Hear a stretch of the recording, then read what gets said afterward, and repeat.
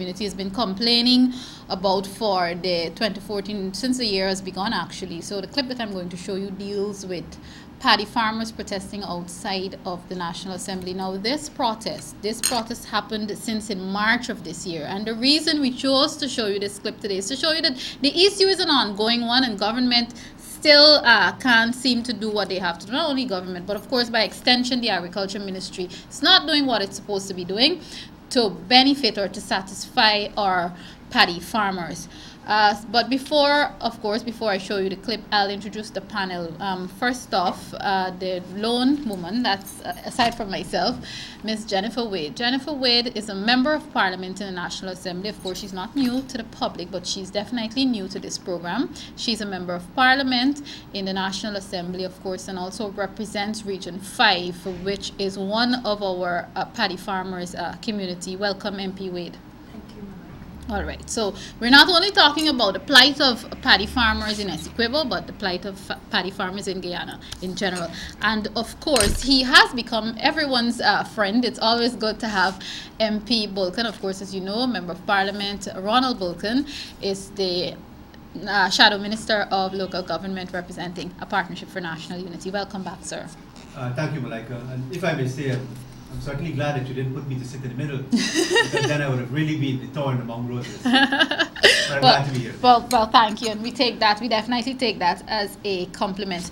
Before we get into today's discussion concerning the plight of paddy farmers, let's take a look at the plight of some of these farmers from Essequibo who would have protested since March 2014. We'll come right back.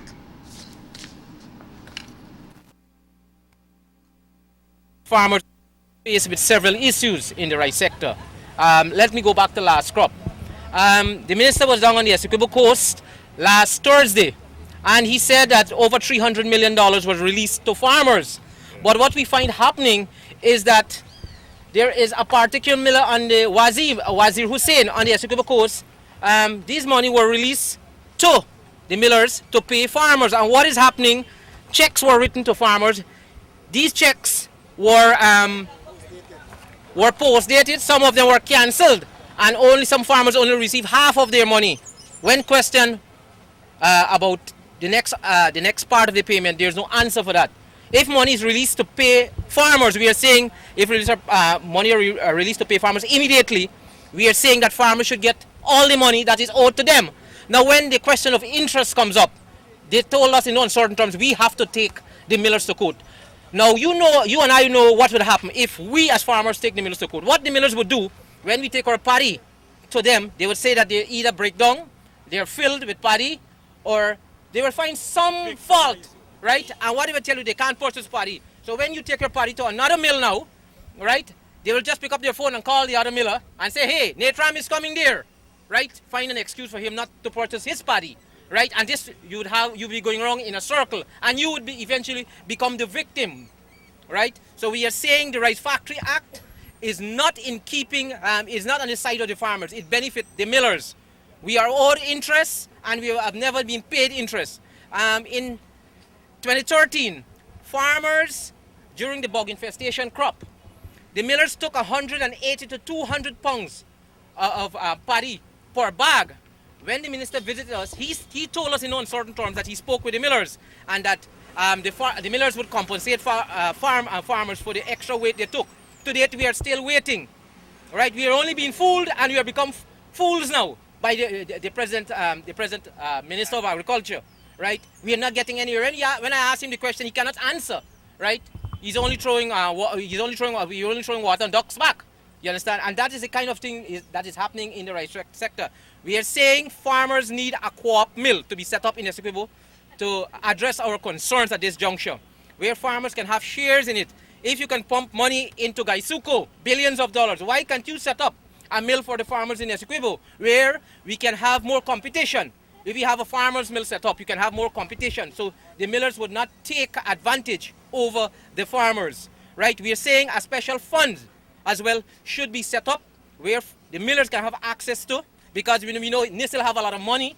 They are building Marriott Hotel, and they build the Berbice River Bridge and so forth. We are saying, exactly, we are saying a special fund should be set up where millers can have access to these loans at a cheap rate, right? So farmers could be paid promptly. At the same time, what we are saying, the Factory Act, what we are saying, before license is issued to the millers, they should have 50% deposit in their account, so they can, if they want to purchase 50,000 bag or 100,000 bag of paddy, we are saying 50% of that money should be deposited in the bank, so when they start purchasing, farmers can be paid promptly to alleviate their problems.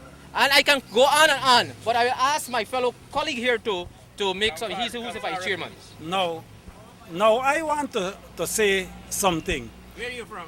I am from Devonshire Castle on the Essequibo Coast.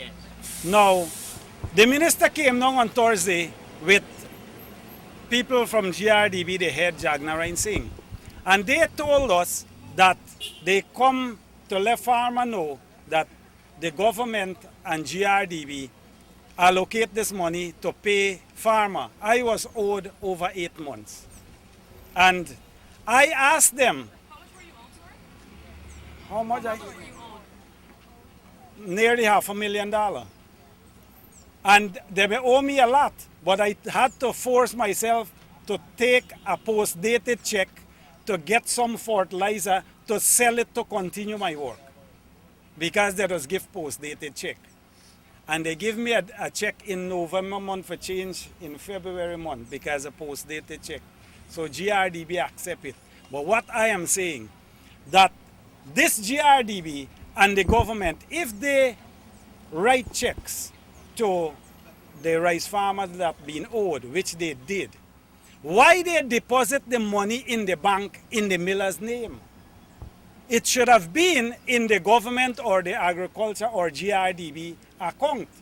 Now what the miller, some of them do, they took this check, do away with it, and write you a check for half or quarter payment and give you a post-dated check for next month. Some people, they give them a part of the money and keep back a part, and they use it for their personal use. So this is a lot of crookishness. And what I am saying also, that you all should know by now, that when you got paddy to harvest is like when you got a dead for burying. That we in a storage place, and the government itself in a storage place, so no grain, only the miller have the facility. And when we got to reap this paddy, if we spend more than a week to reap this paddy, we get bad grade. So it's something that these people know that we cannot keep this paddy, and they can give us little and nothing for it. So that is the reason they might take advantage. The farmers of Essequibo invited me and actually paid my costs to visit them on 2 occasions when they protested about the price for paddy about 3 weeks ago. And I was there, and I was very sympathetic about their complaints and what they faced. And I promised to address the issue at the level of the Office of the President, in which I take that video footage and I sent it to the Office of the President, but without no avail. So thank you. David Granger and the rice farmers told me that they wanted to reach the leader of the opposition, and today I fulfilled that promise in that I have the leader himself here, and maybe the first time the people of Essequibo will see the leader of the opposition personally here. And so, Mr. Granger, the leader of the opposition, I welcome you to speak to the rice farmers here and to give your support for the plight. Thank you very much, Jai Paul. Residents of Essequibo, rice farmers, let me make one thing clear. A Partnership for National Unity is aware of your plight. Rice has been important to this country for over 100 years, and we will never let the rice industry fail. We understand the problem with financing, we understand the problem with funding, and we support your demands that there should be a fund so that you have a stable price, you can depend on it. You can't go from crop to crop wondering what's going to happen, when you're going to get paid. So we support your demands. We feel that there should be a national fund set up by the government to stabilize rice prices. So whether it's Venezuela or not, drought or not, you are guaranteed of getting a fair price for your hard work. So that's what a Partnership for National Unity is standing for, and that's what we're going to do. So I'm glad you came here today. We are going to go into the National Assembly. Today is budget day, so not today, but we are going to make representation to make sure that a fund is set up to stabilize rice prices. You all can't live from day to day wondering what will happen next. Okay? So we are on your side, Essequibo. We are on your side, rice farmers. Thank you very much, Mr. Ranger. Thanks for coming down. But your visit to Georgetown will not be in vain. I know this is not an excursion. I know it's important to your livelihood. I know it's important to your economy. I know it's important to your families. Well, I do hope that you would advocate and make recommendations for the benefit of the farmers in Guyana as a whole. As I said before, and especially for those of you who may now be joining us, that clip was a clip of some of the rice farmers who protested their situation, of course, paddy farmers from the Essequibo community, and that was since in March of this year. Now, of course, you heard the brigadier himself, you even heard former Member of Parliament Jai Paul Sharma. APNU has not turned their backs on the paddy farmers, and they're definitely working toward ensuring that the situation of the paddy farmers is improved soon. But even though, as we focus on what's happening with the Essequibo rice farmers, paddy farmers, I want to talk to MP Wade about what's happening in her region regarding paddy farmers. And of course, I should have mentioned this before, but not only is she a member of parliament and a member of the PNCR, but she herself is also a paddy farmer. MP Wade, first off, let's talk about are the problems the paddy farmers in your community, the problems that they experience, are they similar to those of what the paddy farmers in Essequibo experience? Exactly, Malika. The problem is marketing, and the problem is also payments. Okay. That is the big and weight and grades. That is what are the farmer concerns. Most farmers, the rice industry is definitely in a crisis, and farmers are suffering. They are suffering because of late payments. They cannot get to go back in the crop on time, and rice is all about time. Because of the weather pattern, you got to make sure that you're on time, because you end up suffering. How long would you say that they would have been in this situation? Because then my next question would be to you, as a member of parliament, have you registered these concerns in the National Assembly? So what's the length of time that they've been like that, the situation in Region 5? For a long time, Malika. Year after year, you've been clamoring for so many things. You've been clamoring for, as for me, I've been clamoring for an agriculture bank, which is very important for the farmers. They need this agriculture development bank, because the process with the late payments, you'll see the interest rate won't be skyrocketing as it now with the commercial bank. And so I am saying that there's need for an agriculture development bank in Guyana, so that farmers could access loans easily, rather than going through the long process. We had such a bank under the PNC government, Okay. and that bank is no more, and farmers are asking for an agricultural development bank.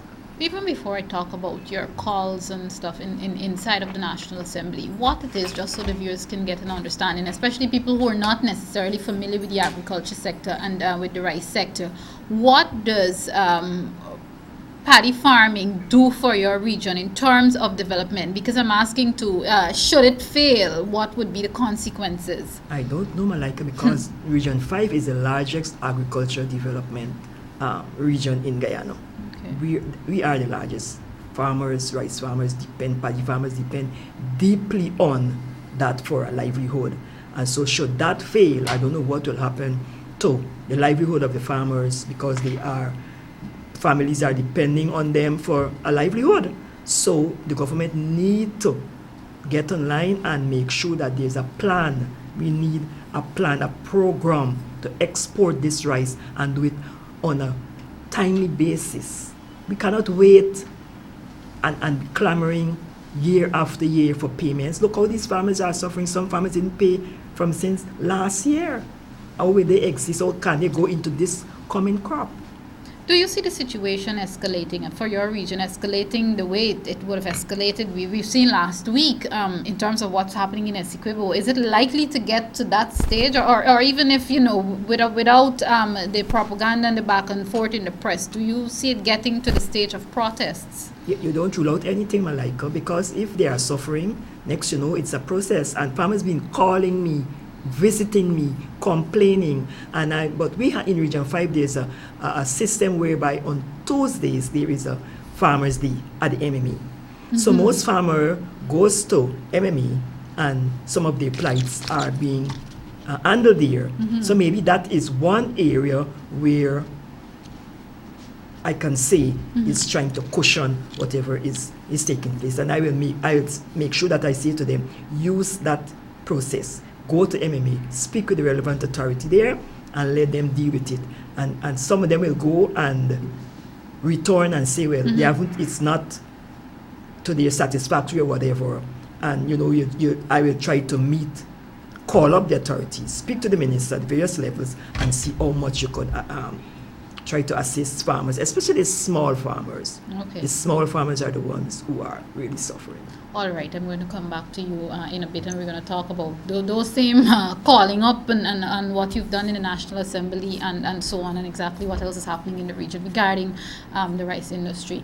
Now, MP Bulkan, why has the Agriculture Ministry not properly addressed the issue of the paddy farmers? Is it that the Agriculture Minister, who's, you could probably say new still, is it that newness has somehow prevented him from doing what him and his ministry should be doing?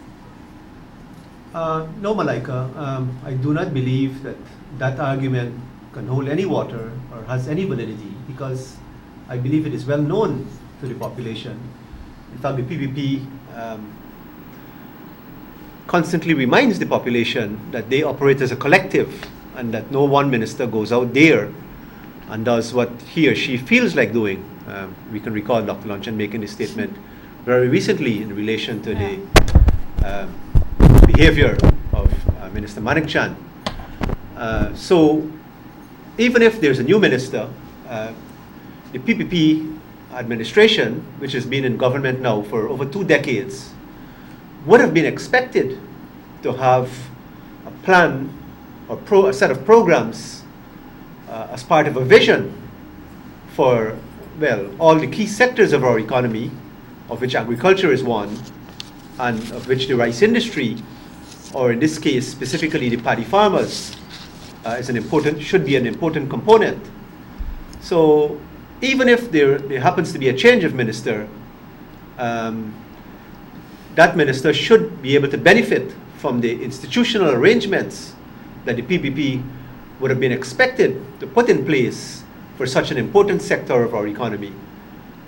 So what it informs us, and by extension the nation, and more particularly the paddy farmers, is that this government, this PPP administration, do not have a vision for our paddy farmers, and these farmers are left to their own devices, and they have to cope. They have to try to cope with the many problems that they're faced with without any support on the part of the government, whose responsibility it is to look into problems confronting every sector of our economy.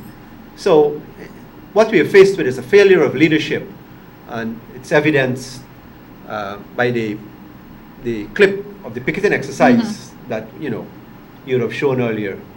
And people, the paddy farmers would have also in previous weeks and previous months complained about the conditions of their communities, their farming areas, in terms of whether it be drainage and irrigation, or in terms of getting their stuff to markets. Now, I always like to link these things to local government elections, or to not the non-holding of local government elections thus far, whenever I have you on these programs. Would local government elections in any way help their causes, in terms of what they're complaining about, drainage and irrigation especially? Absolutely, Malika. And I will develop that in a little while. But if I can just get back to the immediate problems confronting and affecting our paddy farmers, let's be clear, there's a crisis in this industry. And on the question of that picketing exercise, nobody likes to be involved or engaged in picketing, because it consumes a lot of time and resources. I believe even politicians reluctantly engage in picketing exercises, let alone, as we have seen here, rice farmers. However, what it informs us is that in this instance, these farmers were forced to participate in this activity as a way of bringing their problems to the fore. And it tells us, and it presupposes, that their problems were being ignored by the government whose responsibility it is. And among these problems, and let's make it clear, the plight of the rice farmers are real, their predicament, it's genuine, and it's as a result of pervasive problems that are present in this industry. Among some of these problems, MP Wade would have already spoken about the question of payments, the late payments to farmers, and certainly the lack of timely payments. And farmers are, the average rice farmer is not a wealthy person. They invest all of the capital that they would have. They would actually have to borrow money at commercial interest rates, and to produce a crop, to bring a crop into production. And certainly they can't cope that, having gone through all of that, that they're not paid promptly for their paddy. So the question of payments is one. Then there's the question of pricing, which is very erratic. Up until a few years ago, rice farmers were enjoying as high as $4,500 for a bag of paddy. I believe the current average prices now are in the vicinity of $3,000, and probably even less. So the price has gone down significantly. In the meantime, the cost of production has not gone down. In fact, it has probably gone up. Then, of course, there are problems associated with the production. There is the inadequate infrastructure that you have referred to. And then there are other elements, as I'm sure MP Wade, being a farmer, would elaborate on, relating to infestation, pest infestation, and snail infestation. But to answer your question about the impact or effect, just before you go on to that, because really and truly that is interesting. I want to get this question in because it links to what you would have said. Who right now, who controls the millers, or who should have jurisdiction over the millers? Because you talked about the price. Is there a body, a group? Is it the Agriculture Ministry that's supposed to be controlling the rice millers to ensure that the paddy farmers would not be exploited? Who should be controlling them? I don't know if MP Wade want to jump in here too. Who should be? Yes. I think it's just responsibility of the government of Guyana. They are the ones to make sure that, and then you have, Malika, you have the Guyana Rice Development Board, you have the RPA, you have the MMA, Ministry of Agriculture. It's their responsibility to make sure that the millers and farmers, it's something to work hand in hand. But the farmers are claiming that nobody cares about them. They just leave them to the wind and fantasies of the world, So the millers could just continue to exploit them. That's right. All right, certainly interesting. No, Malika, exploit might be probably a little extreme to use, because it is a situation that the prices of our exports, or in this case the paddy or rice, are subject to world market prices. However, it is not to say that there are not many mechanisms or means available to the government to be able to support the industry, or to support our paddy farmers, who are the ones that are responsible for the production. And we would have heard from the clip that you have shown with the rice farmer that they are calling for more effective monitoring and implementation of the Rice Factories Act, which is the regime that governs the rice millers, as well as their, you would have heard the leader of the opposition advance the need for the government to have a stabilization fund that can assist farmers, that can provide, where farmers can have access to credit, working capital, for them to bring their crops into production, and not be subject to, commercial interest rates or the practices from commercial banks, which are not really geared to providing credit to agricultural producers. So there are means and mechanisms. Whilst it is true that the eventual price of paddy would be subject to world market prices, there is much that the government can do. But as we have seen, it is evident that the government do not have a vision for this industry, and farmers are being left to their own devices to cope with a very hostile international marketplace. All right, let's talk about what you wanted to address, the infrastructure issues. Malika,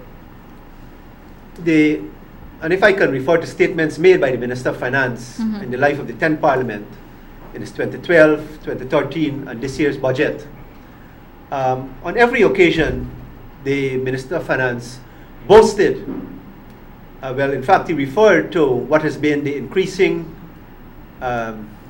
production in the rice industry or paddy production, which had was projected to be 450,000 tons in last year, which I believe it actually exceeded that. And whilst boasting of that increasing paddy production and seeking to take credit for it, when in actual fact it was based on the hard work of our farmers, the government sought to claim credit by referring to investments in drainage and irrigation. However, the fact remains that for many parts of the country, access to irrigation for rice cultivation, it's a major problem. And in fact, some farmers in the Essequibo Coast, in addition to having to pay for the use of the land, they have to pay, I believe, $6,000 an acre to access water for their crops. So, despite the boast of the Minister of Finance, there are major inadequacies in relation to irrigation, and again, in relation to the non-holding of local government elections, or the lack of functioning of local government bodies. This also has had an effect on our drainage systems, on the drainage network, and it is not only households and citizens who suffer as a result of this poor or inadequate drainage. Our farmers, and in this case our rice farmers, are also victims of this situation. I've read recently somewhere a rice farmer has said that the monies allocated in the 2014 budget for the rice sectors basically was an election gimmick. Is that your view? Malika, one of the problems that bedevil the rice industry, and I mean it is not only confined to the rice industry, has been the heavy hand of the state. So whilst it is that the state owes it to intervene in the key productive sectors as part of overall arrangements to support producers, to enable job creation and economic activity and local production and exports, what we've actually had is a level of politicization that this administration has brought accompanying their intervention. So contrary to what is needed, which is support on the basis of professional analysis and an intervention that is driven by professional managers, we have had a politicization accompanying the government efforts. So here again, instead of being part of the solution that the government is expected to provide, the government is actually not being helpful. They're being part of the problem, and they're actually handicapping the industry and exacerbating the problem.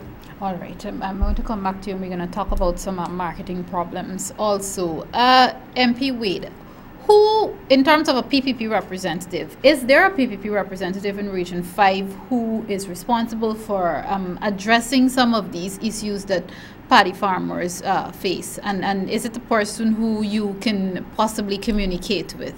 The PPP representative in Region 5 is the Education Minister, Ms. Priya Manager. But she don't live in the region. So farmers see me as the representative in Region 5 because I'm living there and I'm on the ball 24/7. has the minister made, especially since it's clear, and people can also said it, the rice industry is in crisis mode. Exactly. Has the minister made any moves to address it, even if it's just by coming to the region to assess what's happening, whether it be herself or even the agriculture minister? Agriculture minister makes visit in the region. Okay. He makes visit in the region. The board, MMA board chairman, Mr. Gadraj, he makes representation, and I believe it's on behalf of the government also. But the representative, parliamentary representative, is the education minister. Those visits that the minister and the other representative make, are they in any way benefiting the people? Is it that they visit, they take these complaints, and then they try to address it?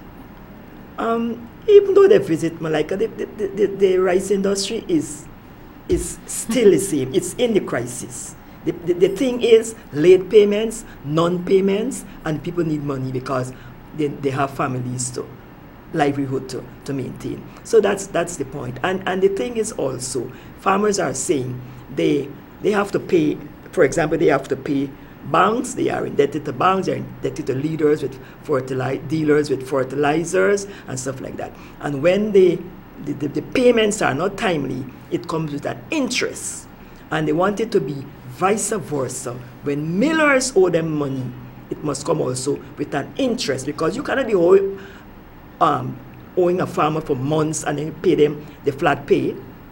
They are saying if they have to pay others with interest, they too must receive with an interest. As a paddy farmer, do you know of any major challenge that, and forgive me if the question may seem a bit monotonous, but as a paddy farmer, are you aware that the millers are facing any sort of major difficulties? Because I'm trying to understand, I know that the public probably wants to know, why is it that the millers seem to be the ones causing so much problems? Are they facing severe problems themselves? Yes, with the export, you see this, the backlog causing the problem. The millers, the paddy is at the mill.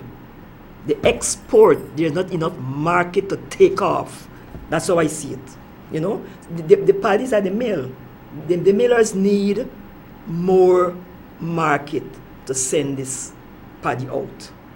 That's the backlog. That's the point. I don't know if Mr. I'd Bulkan like, MP Bulkan to jump in here too, because I want to ask now it's about a backlog all the time. the deal that we have with Venezuela. And I know APN, would have talked about it in a statement they released today. We dealt with payment problems and production problems, but let's deal with the marketing problems internationally. The deal that we have with Venezuela, is that not working out the way that it should? Malika, on the question of markets for rice, preferably as opposed to paddy, the rice industry is important to Guyana. Right now, it is responsible for the employment of some 20,000 persons directly, and indirectly another 40,000 persons. And one of the reasons that is responsible for the buoyancy in the rice industry and the increase in production, I believe, in the last few years, has been linked to the new market in Venezuela, which is part and parcel of the Petro-Caribe arrangements. However, Malika, there is a danger associated not only in the rice industry, but in any activity of life, with what is known as putting all your eggs in one basket. And what has happened as a result of that Petro-Caribe arrangement is that I believe Guyana has actually surrendered many of its traditional and former markets in the Caribbean and elsewhere. And this is why, even though there was increasing production in the years since Petro-Caribe came into operation, for the first time, actually in the 2014 budget, the finance minister spoke of what he called a geopolitical risk. Now, the finance minister did not elaborate what was this geopolitical risk that he was referring to. Clearly, it was associated with the current reliance and dependence on that single market as an outlet for the rice production. So, if we look back at the statements that would have been made by the finance minister in the previous years, he was speaking of the increase in production, and in fact boasting of the increase in production, and in the same token, speaking of its sustainability. Clearly, the government was not being objective or fair to our farmers, because the government had a responsibility to invest, because marketing is very expensive. They should have provided support to ensure that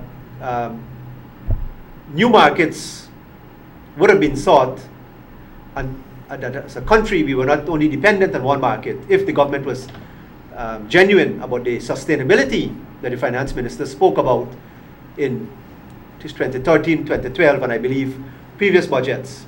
But here in 2014, in the face of having encouraged farmers to increase the acreage under cultivation, which of course would have been accompanied by farmers undertaking more loans to invest in capital equipment. In 2014, the finance minister spoke of this geopolitical risk, but he did not elaborate. And if we look at the figures for our rice exports under Petrocarib, from the period July 2011 to January 2014, over $336 million was exported under that arrangement, and it actually represented 77% of the total rice and paddy exports in the years 2012 and 2013. So, as MP Wade has pointed out, the question of markets and marketing is very important to the viability and the sustainability of this industry, which is a key component of our economy. But here again, we have seen that the government has shown a lack of vision, a lack of leadership, and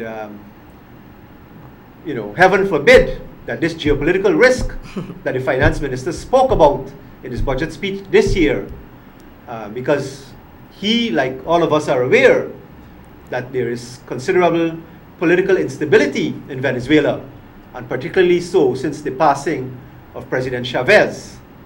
And if Guyana is dependent, as we have been in the past 2 years, where more than 3/4 of our export was to that single market, then if anything happens to jeopardize that market, it poses a huge potential risk, which is going to go directly to our rice farmers as another burden that they will have to cope with. And it's going to have a huge impact on our economy if there's an increase in unemployment and joblessness. So this is why APNU, we have said that we do not have all of the answers, but we recognize that there's a crisis in the industry. There's a crisis that is real in the industry, and we are calling for an investigation, an inquiry into the problems of this industry, in order that these problems can be meaningfully addressed in a professional manner by professionals, and we could remove the politicization of the industry that the PPP, that the road that the PPP have been traveling on. I'm happy that you talked about removing the politicization, but of course, before I deal with that, viewers, I'll now open up the phone lines. You can call and post your questions. Remember, we're focusing on rice today, the rice sector, the rice industry. Of course, I will allow calls on the local government and local government elections and all of that, and communities, because MP Bulkan is here, even though we're not specifically talking about local government today. We're talking rice, the rice industry, paddy farmers, and persons with vested interest in those communities, those in that sector, that area can call. Caller, are you there? Yeah, good afternoon. Good afternoon. This is going to be rice for oil. In the like barter. Rice for oil barter, No real foreign exchange in taking place there. That's your question? Mr. Bulkan will answer that question. That's it, caller? Yes, sir. All right, thanks. Listen to the response of here, Mr. Bulkan. Caller, you're actually partially correct that it is a sort of rice for oil arrangement. However, it is not a barter arrangement because Guyana receives payment in US dollars, which where our fuel imports, which is priced in US dollars, these rice exports offset the payments for fuel imports. So it is not what would have been traditionally considered a barter arrangement. In actual fact, it's a preferential arrangement that Guyana enjoys, where our producers have access to a market on what are very preferential terms, where it's a guaranteed market as long as it obtains at what is actually higher than world market prices. And this is why it is even more incumbent on the government that whilst as a country we would be benefiting from that arrangement, both the fact that it's a new market and that is paying above world market prices, the urgency is even greater to take advantage of these arrangements and this period to look for new markets. But we have seen no evidence that the government is doing that. And this is why the danger, the potential pitfall is real. And I believe this is why the minister sought to cover his tracks, so to speak, when he referred to the geopolitical risk, because he more than any would be aware of what these risks are. Okay, all right. Caller, are you there? Caller? Caller, you're on the air. Yeah. Go ahead with your question or comment, please. So, you know that country has a mill for the rice farmers. Caller, you're going to have to speak up for us. We can barely hear you. Yeah, we had a rice farmers at Regina. Uh-huh. Now, you know that rice sell out. They are touching in that country. Caller, we're losing you. Yeah. Hear it? Yeah, we're hearing you, but you have to speak at the same level throughout your comment or your question. Okay. Yes. Now, why they don't buy back the mill from the people? Rice farmers will never get justice in this country how long the PPP government is. Okay. Because they don't have a rice mill, they don't have a proper rice association, nobody to bargain for rice farmers or nothing so. They need a body to bargain for the rice farmers and bargain properly. You can't be planting rice and giving a rice miller all your rice. And when you're ready for payment, you can't get no payment. And they owing them for crop after crop. So what they should do is stop planting rice. Let me see what the government is. But Thank you nobody very wants much. down the tools. Just like how they could come out and protest, they can stop planting rice. It's a sacrifice. And bring the government to subjection, because it's confounded nonsense going on in this country year go, year come. Farmers in the whole suffering. And the government doing nothing for them. They ain't even building a proper road for the farmers to move the tractors and trailers. Move the products from the back dam to the road. Okay. All right. Enjoying the sweet. Caller, thank you very much. You're going to get responses now on that. Ladies and gentlemen, I like the caller's comment because it brings us back to the issue at hand. And I very much agree with the caller. MP Wade talked about the amount of bodies that are there who's supposed to be representing the paddy farmers. But again, we still don't have a solution, because how do we get them to stick to the rules and the regulations, and how do we ensure that the millers are not suffering, and how do we ensure that the paddy farmers are not suffering? Do we have to come up with some sort of an inquiry, some sort of committee, a group to address these issues? Because we can't continue like this. And if the paddy farmers are to take the caller's advice and you stop and you just down tools, what happens? Where does that leave Guyana? Malika, Just before Mr. Bulkan, as I said, Malika, it is the responsibility of the GRDB, the RPA, the Ministry of Agriculture, MMA, those entities, to make sure what the farmer spoke about is on board. But because of the politics in the game, that is why the farmers are suffering. I think this is an appropriate time for me to ask the next question, especially while our phone lines seem to be quiet. One, we had a long list of demands today, as you would know, MP Bulkan, from paddy farmer himself. And one of the demands on the list is we demand the urgent replacement of the current Minister of Agriculture. due to the gross incompetence and lack of knowledge of the rice industry and agriculture in general. And I think it comes back to my first question when I asked you about probably newness, probably the agriculture minister not knowing. Is that one of the things that APNU would demand, that maybe the minister is replaced? I don't know if the PPP government will listen, but would that ever be a demand? No, Malika, as I said earlier. Caller, stay online for us, please. Go ahead, Mr. As I said earlier, it serves no purpose to blame the individual minister in this instance, because clearly it is the administration as a whole that is guilty or is responsible for providing any leadership and any support to agriculture on the whole, and in this instance, to our rice farmers. Now, there's if we examine the Minister of Finance statements, his budget statements in relation to the rice industry, there has been one recurrent theme that problems that the minister has identified, and he spoke about the need for value added or the absence of value added in the industry. And the second key area that the minister flagged or highlighted was the lack of drying and storage facilities. Now, here it is that the PPP have been in office for over 2 decades, and even the first stage or the first step in value added is the drying of the paddy once it has been reaped. Continues to be a problem 2 decades after. It points fairly and squarely to the lack of a vision or the absence of any leadership. So, and this is what the caller has touched on, that the farmers, or rice farmers in this instance, have not benefited from any support from the PPP administration.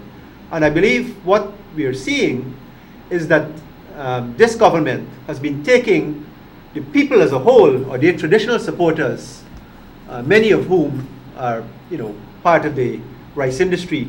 They were taking them for granted over the years. And I believe, as evidenced by the pickets and protest activity that we have seen, is that persons in all of these sectors are coming to realize and recognize that the government is not fulfilling its obligations or its responsibility towards them, and they are now prepared to be more objective and to recognize that at the end of the day, it is individual livelihood that's at stake. And this is why they are now calling out to the government for their failure to provide leadership in this instance, in what is a key sector of our economy. But this same lack of leadership and absence of vision is present in almost every sector. Yes, in almost every sector of our economy. Caller, are you there? Yes. Hi, good afternoon. How are you? Good afternoon. We're great, but I'll be better if you turn the volume of your television down. Just a minute.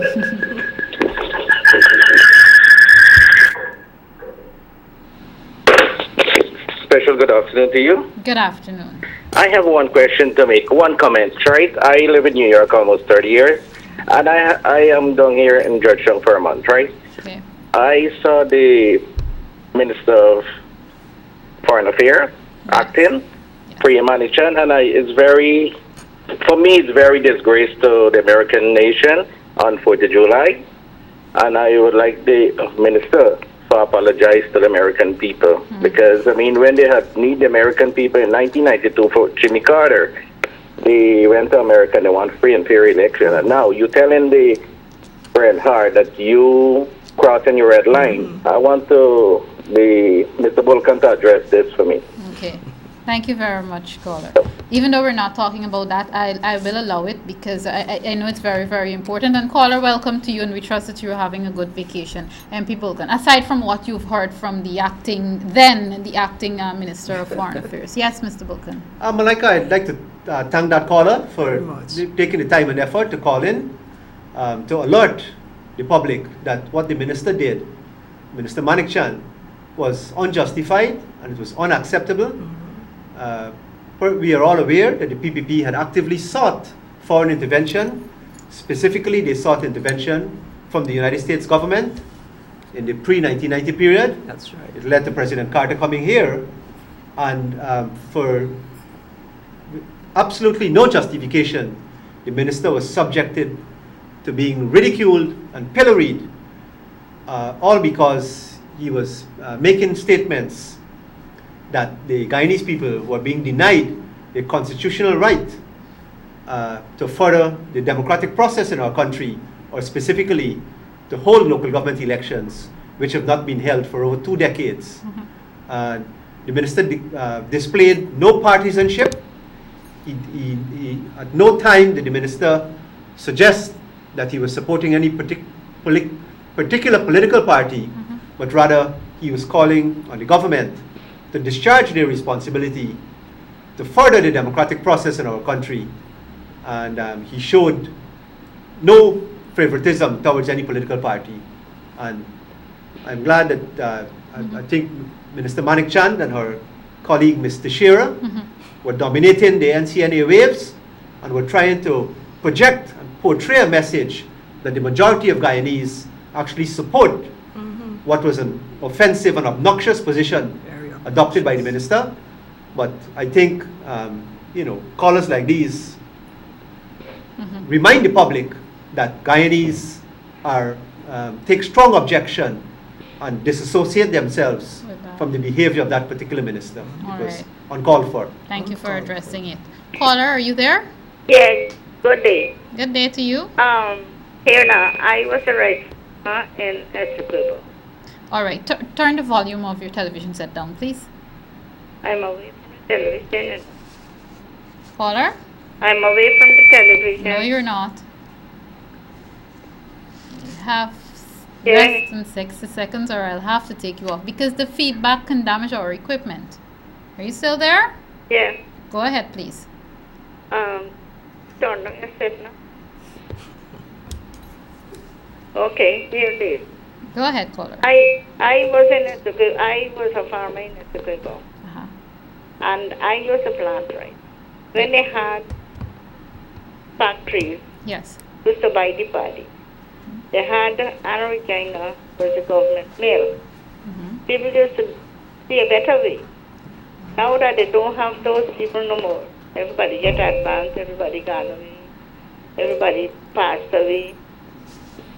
Maybe the young generation don't want rice anymore. I think guidance people should give up rice.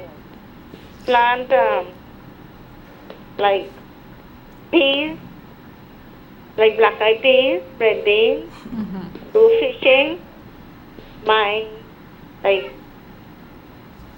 animals like goat, sheep, cows, and things like that. So you wouldn't have any problem. Caller, thank you very much. Thank you very much for that. And it's an interesting point indeed. I don't know that we won't have any problems. And I think Mr. Bulkan addressed it earlier, the danger of not having paddy farmers. Caller, are you there? Yes, I am. Good afternoon. Good afternoon. Well, thanks for having my phone call. Okay, you're welcome. Just one question. Since 1992, most of these people that call in, and even before when Sharma come on to television and even in politics, why these persons, I don't want to be too ironic, but it really bothers me, and I like to actually use different words. However, I'll refrain. These people put them people in office since 1992. The same people that planting rice, the same people getting problems with rice, but guess what? Every election, guess what? Is same, honestly. And every time they get a time for put the words out, right? Some of them gonna call upon Sharma on a program that's looking after other people's problem, saying that, the people are doing good and all kind of things. I had to disconnect you. I trust that our operators would have gotten to beep the word before it went out. I understand your passion. I understand that you're upset. We all feel the same way. But callers, remember this is a live television program. It's a fact that we even have some children watching, especially now that some schools are already on break for the July-August period. So you have to be careful with what you say. And remember, these are one of the forums that we use to get our information out there. And if you provoke some very malicious sections of society, especially when it comes to government, the television station can be punished for that. So I always urge you, watch what you say. But we hear you, and of course we understand your plight. Our phone lines are quiet. I don't know if MP Wade or MP Bulkan would want to comment on the caller before the last one who talked about probably, I mean, you did address it, but probably planting peas and other crops instead of instead of paddy. Yes, Malika. No, in fact, the point made and the observation is certainly valid, and it is very important. The question of agricultural diversification, and here again, the state has a role and a responsibility to provide, to do research into what crops are suitable for our soil conditions, the rainfall, and there may be other crops that can actually provide a better yield for specific conditions. So even as the traditional agricultural output has been based on sugar and rice, there are, by definition, other crops that can be grown that may be more suitable for our conditions and that can be more profitable given our particular configuration, where we don't have a large population and where the cost of labor is high. So it comes back to the role and responsibility of the state to be able to do the research that it can in turn provide to the population, to encourage them to make known that what crops may be cultivated and may be produced. So it's a very important observation that the caller has made, that caller. And if I can quickly touch on the last caller. Malika. What I should say is persons have been exercising their democratic right. And if we want to live in a democracy, then we can't have a problem with that. But equally, it is true that this particular government, we can see that their popular support has been declining. And if we were to look at the results of the elections from 1997 to the last one in 2011, we can see that 54,000 fewer Guyanese did not cast their vote for the PPP. And the factors that are responsible for that have been increasing to the point now where I believe that the PPP recognize that if an election were to be held today, this year or next year, they have lost the popular support.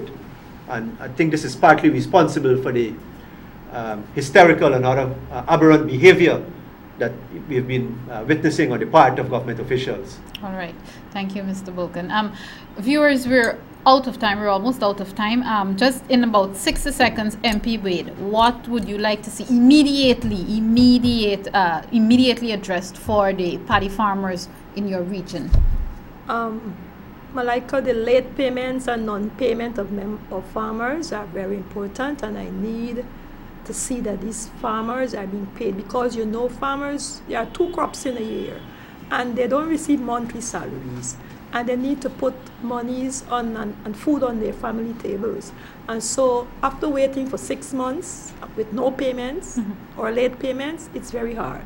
So what I like to say is that GRDB, MMA, RPA, the government, Ministry of Agriculture, please do your job and make sure that these farmers receive their monies that they could live just like all of us. All right. And people can 30 seconds. What can paddy farmers expect from APNU in addressing their plight? Malika, the main call that we are making it's for there to be a comprehensive investigation and inquiry into the entire sector, because we don't have all the answers, but we recognize and understand that the problems are real, they're pervasive, and there is a crisis in this industry that requires immediate government intervention. All right. Thank you very much. This has been another program of Facing the Nation. Of course, I was chatting with Member of Parliament, APNU Member of Parliament and Representative of Region 5, Ms. Jennifer Wade, and of course, Shadow Minister of Local Government and APNU Member of Parliament, Mr. Ronald Bulkan. I am Malika Ramsey. Thank you very much for joining us. Thanks to our callers also. Remember, be good Guyanese citizens, take care of yourselves and each other, and of course, do join me again next time. Goodbye.